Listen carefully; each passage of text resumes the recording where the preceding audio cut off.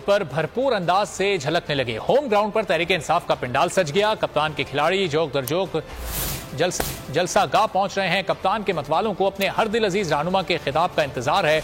Imported हुकूमत अल्फाज को तोड़ मरोड़ कर मुझे बदनाम कर रही है। बस बहुत हो गया, झूठे प्रोपेगेंडे का जलसे में भरपूर जवाब दूंगा।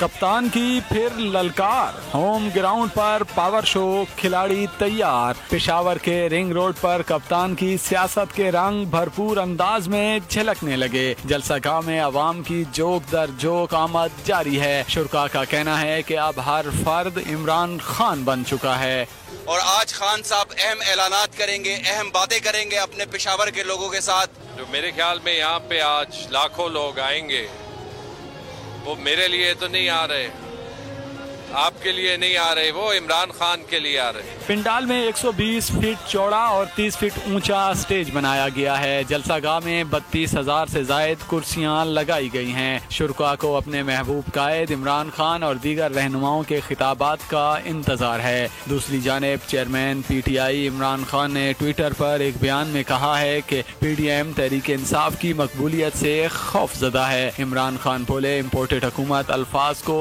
तोड़ मरोड़ कर मुझे बदनाम कर रही है। बस बहुत हो गया, झूठे प्रोपेगेंडे का जलसे में भरपूर जवाब दूंगा।